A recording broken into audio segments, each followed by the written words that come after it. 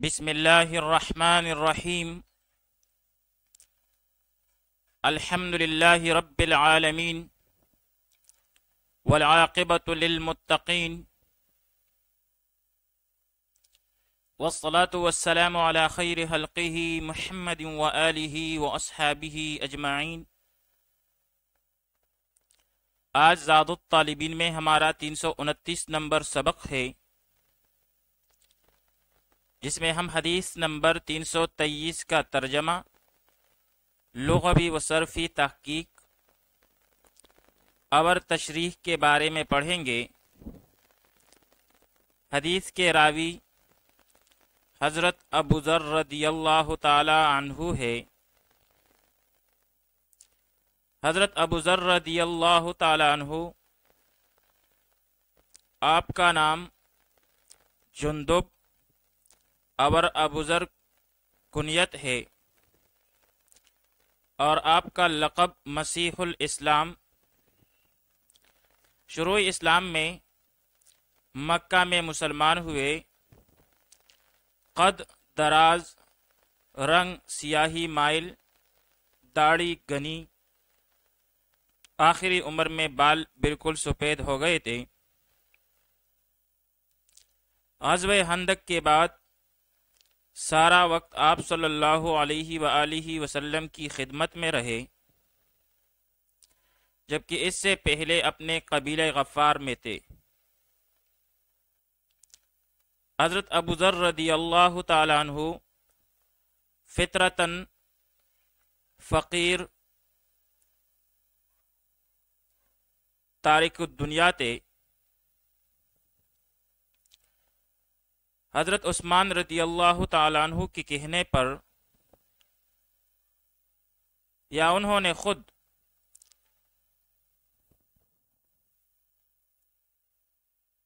مقامی ربضہ میں قیام کی خواہش ظاہر کی اور وہاں ہی رہے اور وہاں پر ہی انتقال ہوا۔ وفات کے بعد ایک یمنی قافلہ جو کوفہ سے آ رہا تھا، ان میں حضرت عبداللہ ابن مسعود رضی اللہ تعالیٰ عنہ بھی تھے۔ اس جگہ پر پہنچے تو انہوں نے ہی ان کو غسل دیا اور نمازی جنازہ پڑھائی اور اسی جگہ پر دفن کر دیا گیا۔ آپ سے روایات کی تعداد 281 ہے۔ ان میں سے 12 بخاری اور مسلم دونوں میں مشترک ہے، باقی بخاری 2 میں اور مسلم 7 میں منفرد ہیں۔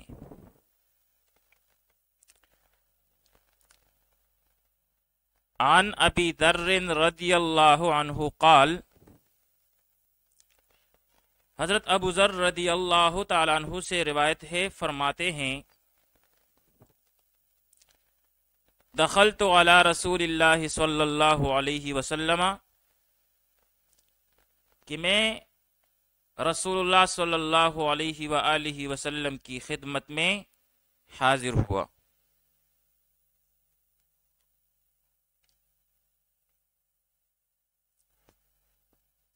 فذکر الحدیث بطولہ الی ان قال، پھر حدیث کو طویل حدیث کو بیان کیا، یہاں تک کہ فرمایا، قلت یا رسول اللہ صلی اللہ علیہ وسلم، میں نے عرض کیا کہ اے اللہ کے رسول صلی اللہ علیہ وسلم، اوصنی اوصنی، مجھ کو کوئی نصیحت فرمائیے۔ اوصی یہ امر کا سیاح ہے، سیاح واحد مذکر مخاطب، پہلے امر معلوم، ثلاثی مزید فیہ، لفیف مفروق، اسباب افعال، جیسے اوصا یوصی ایصاءً،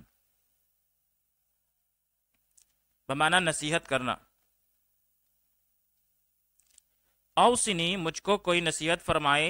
قالا، تو آپ صلی اللہ علیہ وآلہ وسلم نے ارشاد فرمایا اوصی کا میں تجھے نصیحت کرتا ہوں بتقوی اللہ اللہ سے ڈرنے کا فَإِنَّهُ کیونکہ تقوی جو ہے ازینو مزین کرنے والا ہے زیادہ مزین کرنے والا ہے زیادہ زینت بخشنے والا ہے لامر کا کل ہی تمام معاملات میں قال آپ صلی اللہ علیہ وآلہ وسلم نے ارشاد فرمایا اوصی کا بتقوی اللہ فإنہ ازین لامر کا کل ہی کہ میں تمہیں تقوی کی وصیت کرتا ہوں کیونکہ تقوی ہی تمام معاملات کو زینت بخشنے والا ہے۔ سب سے پہلی نصیحت جو آپ صلی اللہ علیہ وآلہ وسلم نے ارشاد فرمائی وہ یہ ہے کہ اللہ کے خوف کو اختیار کیا جائے، کیونکہ یہی وہ چیز ہے جو انسان کو نیک اعمال پر برانگیختہ کرتی ہے،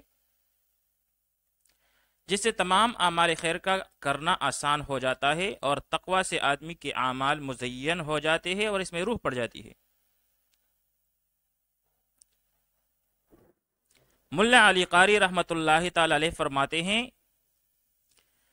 کما ان السماء مزینۃ بالکواکب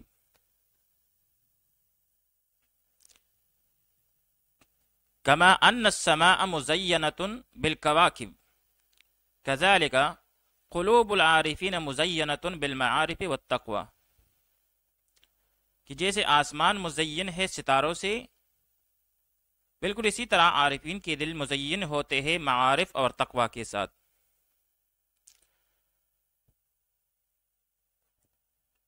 پھر راوی حدیث فرماتے ہیں قلت میں نے عرض کیا زدنی کچھ اور نصیحت فرما دیجیے، یعنی اس میں اضافہ فرمائیے۔ زد جو ہے یہ امر کا سیاہ ہے، سیاہ واحد مذکر مخاطب پہلے امر حاضر معلوم ثلاثی مجرد سے ہے، اجوفی یائی ہے، اسباب ضرب یضربو جیسے زاد یزید زیدن و زیادتن بمانا بڑھنا بڑھانا، زیادہ ہونا یا زیادہ کرنا۔ تو راوی حدیث فرماتے ہیں کہ میں نے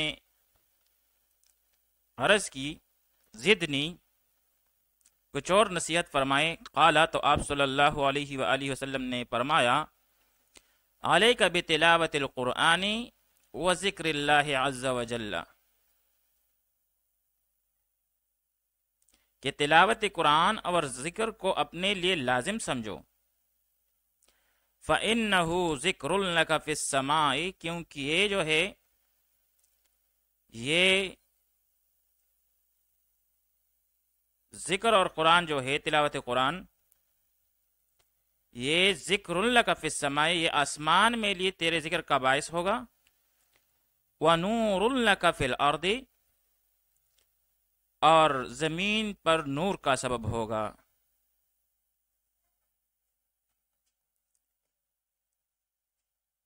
ذکر اللہ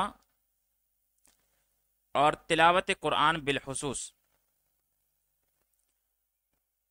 دوسری نصیحت جو آپ صلی اللہ علیہ وآلہ وسلم نے ارشاد فرمائی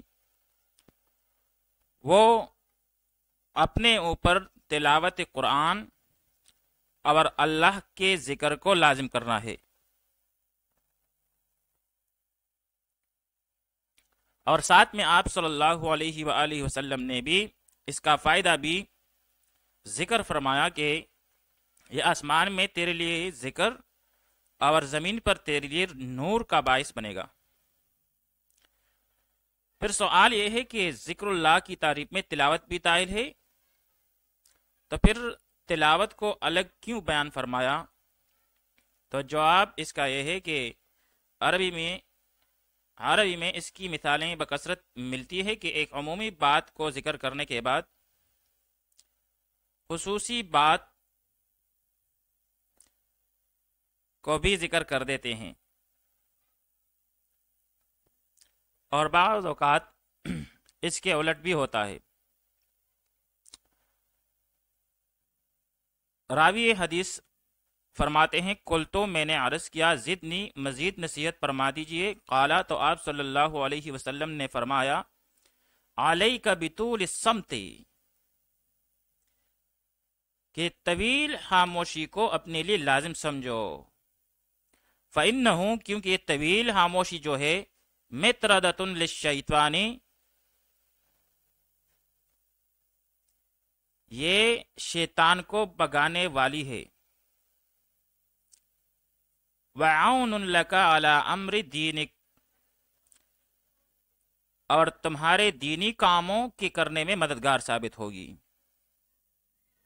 نبی کریم صلی اللہ علیہ وآلہ وسلم نے فرمایا کہ خاموشی اختیار کرو، کیونکہ یہ خاموشی جو ہے یہ شیطان کو بگانے اور تمہارے دینی کاموں کے کرنے میں مددگار ثابت ہوگی۔ یعنی خاموشی اختیار کرنے سے انسان کو ایک تو اللہ تعالیٰ کی نعمتوں اور قدرتوں پر غور و فکر کرنے کا موقع بھی زیادہ ملتا ہے، اور شیطان جو زبان کے ذریعے انسان کو فتنوں میں مبتلا کرتا ہے، آدمی اس سے بھی بچا رہتا ہے۔ اسی وجہ سے فرمایا کہ من سمتا نجا، جو شخص خاموش رہا وہ کامیاب ہو گیا۔ راوی حدیث فرماتے ہیں قل تو میں نے عرض کیا زدنی مزید نصیحت فرمائے، قالا تو آپ صلی اللہ علیہ وآلہ وسلم نے فرمایا ایاک وکثرۃ الضحک،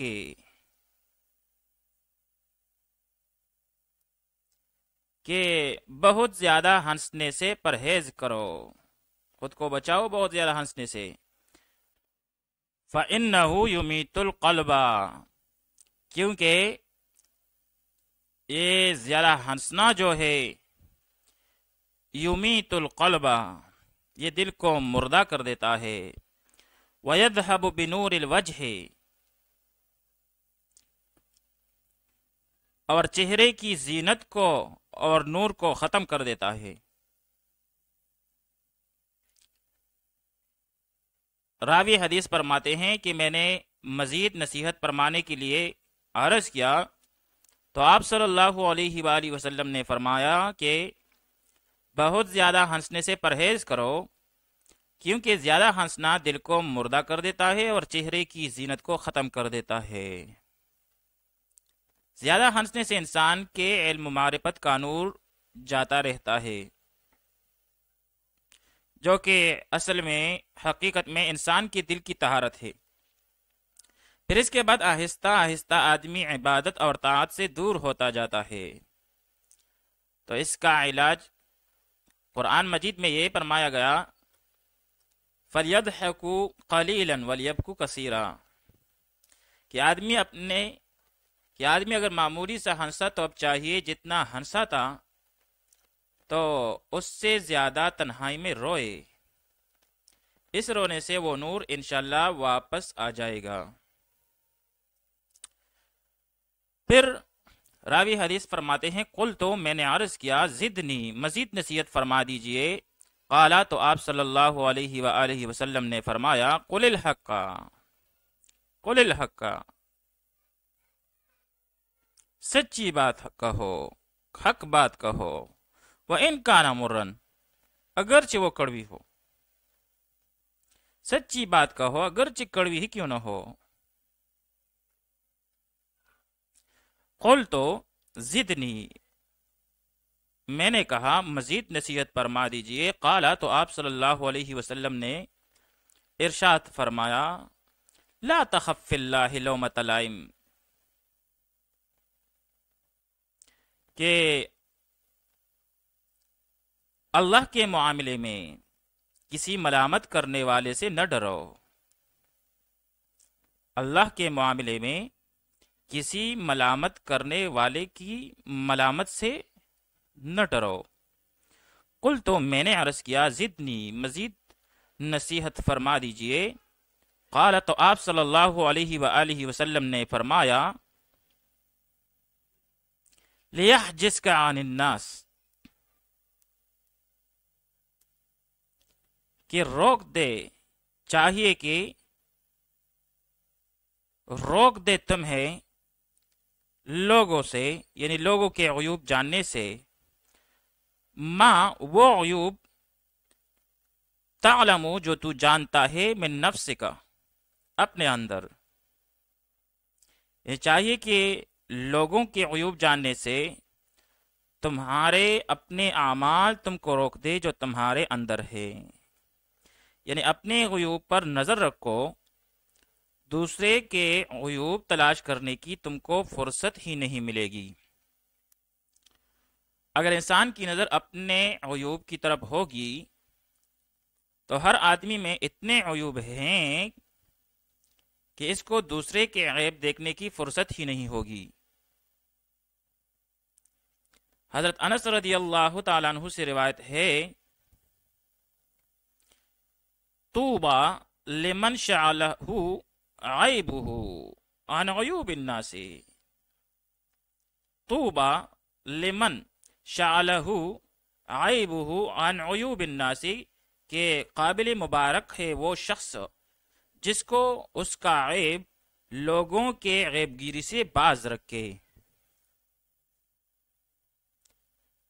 ہندوستان کے آخری مسلمان بادشاہ بہادر شاہ ظفر کا بھی ایک شعر ہے کہ نتی حال کی جب ہمیں اپنی خبر، رہے دیکھتے لوگوں کے عیب و ہنر، پڑی اپنی برائیوں پہ جو نظر، تو جہاں میں کوئی برا نہ رہا. یہ حدیث شریف مشکات شریف میں باب حفظ اللسان والعیبت والشتم سے لی گئی ہے. وعن ابی ذر رضی اللہ تعالی عنہ، حضرت ابو ذر رضی اللہ تعالی عنہ سے روایت ہے، قال فرماتے ہیں، دخلت علی رسول اللہ صلی اللہ علیہ وسلم، کہ میں نبی کریم صلی اللہ علیہ وسلم کی خدمت میں حاضر ہوا. پھر آگے طویل حدیث جو ہے ذکر فرمائی ہے، یہاں تک کہ فرمایا، قلت یا رسول اللہ صلی اللہ علیہ وسلم، میں نے عرض کیا اے اللہ کے رسول صلی اللہ علیہ وسلم، اوصنی مجھے وصیت فرما دیجئے. قال اوصیکا، تو آپ صلی اللہ علیہ وسلم نے فرمایا میں تجھے وصیت کرتا ہوں بتقوی اللہ، اللہ سے ڈرنے کا، تقوی کا. فإنہ، کیونکہ یہ تقوی جو ہے، ازینو، یہ زیادہ مزین کرنے والا ہے، زینت بخشنے والا ہے، لامر کا کل ہی، تمام معاملات میں. قل، تو میں نے عرض کیا زدنی، مزید نصیحت فرما دیجئے. قال، فرمایا، علیک بتلاوت القرآن و ذکر اللہ عز وجل، کہ اپنے اوپر قرآن مجید کی تلاوت اور اللہ کے ذکر کو لازم کرو. فإنہ ذکر لک فی السماء، کیونکہ یہ تیرے لیے آسمان میں ذکر ہے، ذکر کا باعث ہے. ونور لک فی الارض، اور زمین میں تیرے لیے نور کا باعث ہے. قلت زدنی، میں نے عرض کیا مزید نصیحت فرما دیجئے. قال، تو فرمایا، علیک بطول الصمت، کہ طویل خاموشی کو اپنے اوپر لازم رکھو.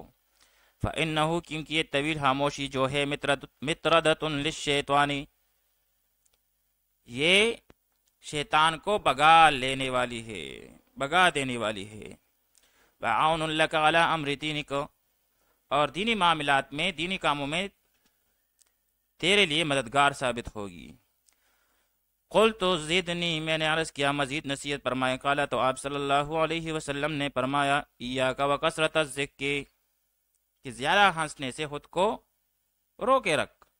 فإنہ یمیت القلب، کیونکہ یہ دل کو مردہ کر دیتی ہے. ویذھب بنور الوجہ، اور چہرے کی رونق کو ختم کر دیتی ہے. قلت، تو میں نے عرض کیا زدنی، مزید نصیحت فرمائے. قال، تو فرمایا، قل الحق وإن كان مرًا، کہ سچی بات کہو اگرچہ وہ کڑوی ہو. قلت، تو میں نے عرض کیا زدنی، مزید نصیحت فرمائے. قال، تو فرمایا، لا تخف فی اللہ لومۃ لائم، اللہ کے معاملے میں ملامت کرنے والے کی ملامت سے نہ ڈرو. قلت زدنی، میں نے عرض کیا مزید نصیحت فرمائے.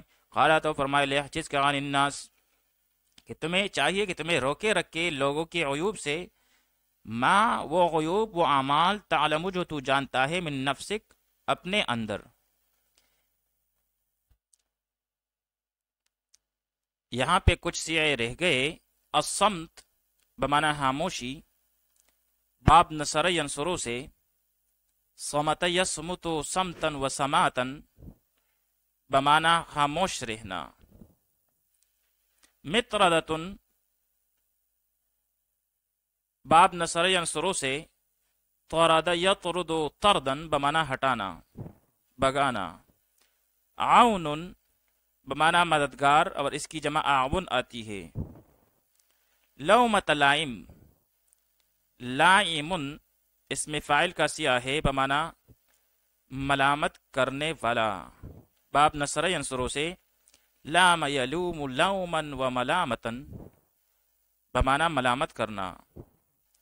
لیحجز کا امر غائب کا سیاہ ہے. باب ضرب یضربو سے حجزا یحجز حجزا، حجزا بمعنی منع کرنا.